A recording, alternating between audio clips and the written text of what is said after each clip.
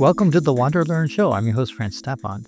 This is another episode that would be a lot better to see on YouTube because I show a lot of graphs, and so it's hard to kind of follow along in an audio-only format. So I put a link to the YouTube video in the show notes, and you can listen to that, and you can listen to me in talking in different languages if you switch the audio as well. So if you want to practice one of your foreign languages outside of English, that'd be great. This particular episode is talking about the stock-to-flow model for Bitcoin that Plan B put up.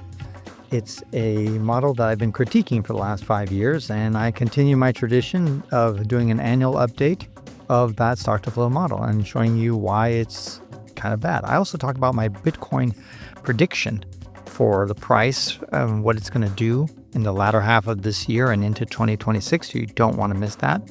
But again, I encourage you to check it out on YouTube.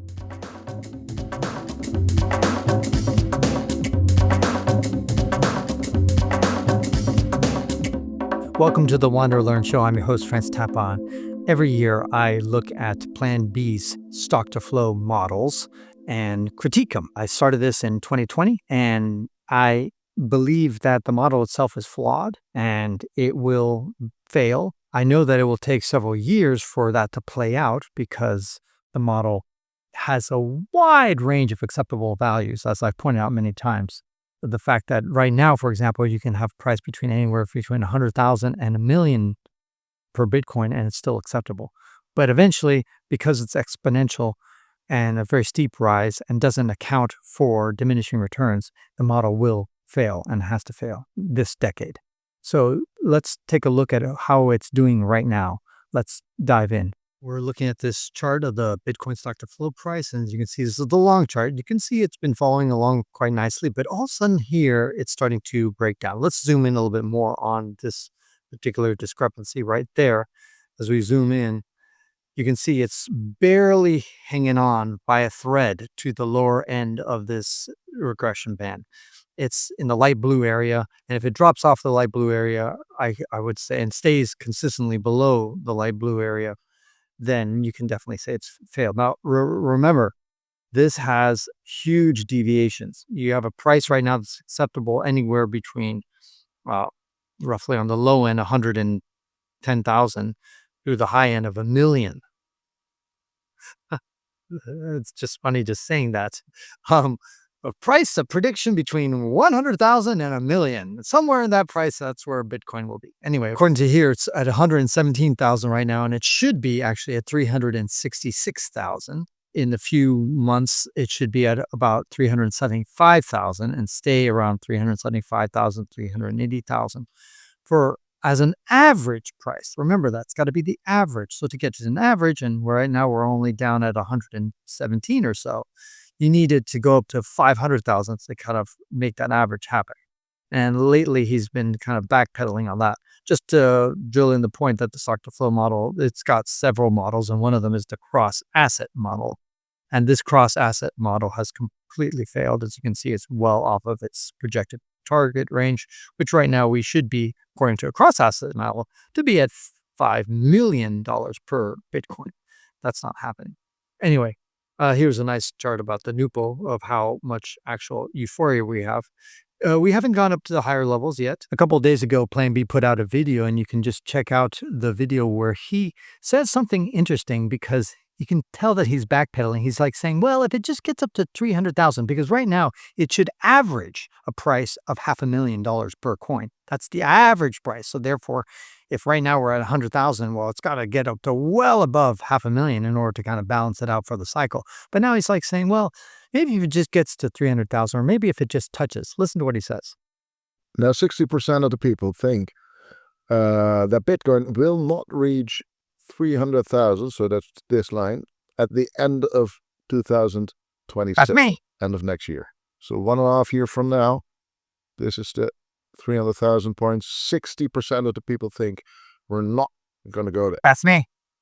In my opinion, we will. In fact, I think we go a little higher to the stock-to-flow target of 500,000 on average. And that's a very rough model, of course, based on scarcity, stock-to-flow ratio, and it has a range of 250,000 to 1 million. So the average could be 300,000 or 600,000. That's all good. Who knows? But at least it will be higher than what most people think. This next section of his video is also revealing. Plan B has always refuted the idea of diminishing returns.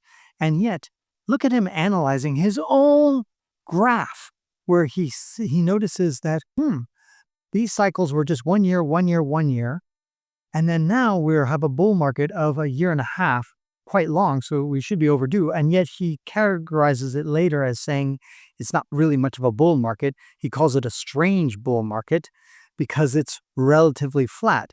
And each one is flatter than the next places. He talks about a huge gain, a smaller gain, smaller gain, smaller gain. Well, guess what that's called? That's called diminishing returns, my friend. And it's, a strange bull market. It's a very long bull market and a very flat bull market. So normally a bull market is a year. 1 year.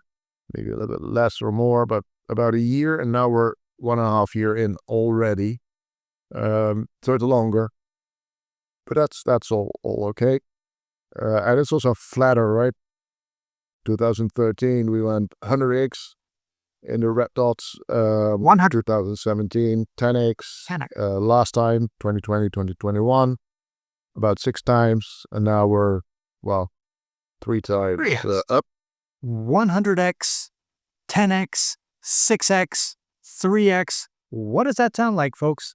Sounds like diminishing returns to me. And he still doesn't want to admit to it. And in another part of the video, toward the end there, he talks about how the realized price for the 6-month basis of the realized price, it just never goes below the 6-month price if it's a bull market.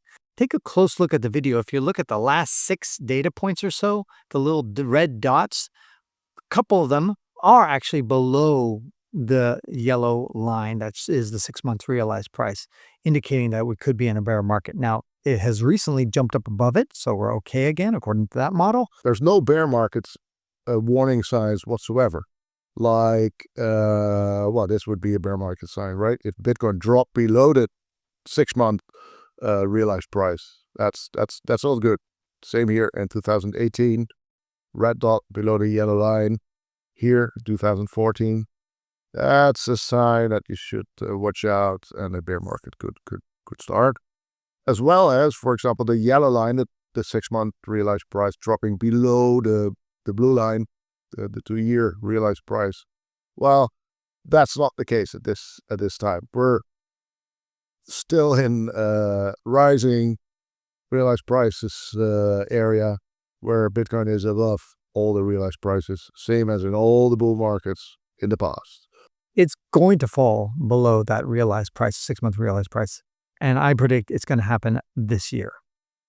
If you look at my predictions in the upper right-hand corner, I'll just show you a segment of it, but I feel that this year, even though we're going to go to maybe $150,000 per coin, we're also going to stumble down to well below 100,000, possibly as low as 50,000. I made that prediction in January of this year, and I'm still sticking by it. And here's my most controversial prediction, is that Bitcoin will lose half its value. Right now it's hovering around $100,000, and I expect it to go down to $50,000. It might go up to $150,000 briefly during the year. I'm not saying it's going to go straight down the toilet from the beginning, but once that recession hits, Bitcoin will go down with all the other assets, including the stock market and real estate and things like that. I was having a conversation with a famous YouTuber who talks a lot about finance. His name is Nicholas Pardini, and he was telling me something quite critical about Bitcoin. He said, I'm not a big fan about Bitcoin. I said, why? He said, because it has never survived a true recession. The day it survives a recession, a full-blown recession, then I'll become a believer. And he's got a good point. Even though I disagree with him, I think it's going to survive a recession. But one thing is clear that nobody's really thinking about is that Bitcoin really hasn't survived a true full-on recession since it was created. Because it was created during the 2008-2009 financial crisis. It was just a baby, didn't have any trading history, so you can't really call that a recession. The only recession Bitcoin has really faced was the one during COVID, which is the most bizarre of all recessions out there. It was super sharp, super straight down, and guess what happened to Bitcoin? Look at the chart. Bitcoin crashed during that very strange short recession. that happened. Now, what if we get a more typical normal recession? My prediction is that Bitcoin is going to tank like many assets. One of the things that irritates me a lot about the Bitcoin bulls and the people who are Bitcoin fans, and I consider myself one, but many people have this argument that says, Bitcoin is a safe haven asset. So when the world goes collapsing and the zombie apocalypse starts to occur, everybody's going to flock to Bitcoin. It's going to be the safe haven. And then meanwhile, at the same time, they say, when there's a bull market going in the stock market, there's a tight correlation with the stock market. When the economy is booming, people are going to buy Bitcoin. Heads, they win. Tails, they win. No matter what, Bitcoin is always going to win. No asset works that way. All assets has their strengths and weaknesses. They perform well under certain conditions, poor in other conditions. There are some assets that are kind of middle of the road assets that kind of don't have these wild gyrations. But the bottom line is there's no perfect immaculate asset that goes up all the time under all conditions. And Bitcoin's certainly not one of those. When a recession hits, and I am confident it's going to hit in 2026, there's a good chance, I believe it's actually going to start hitting in October of 2025. So we'll see. The bottom line is whenever a recession hits, even if I'm wrong about when it hits, it's going to hit at some point. It always does. Bitcoin will suffer greatly. It is a risk-on asset, and people run away from risky assets during a recession. They go to safe havens. And Bitcoin today is not considered a safe haven. It is considered a risky asset.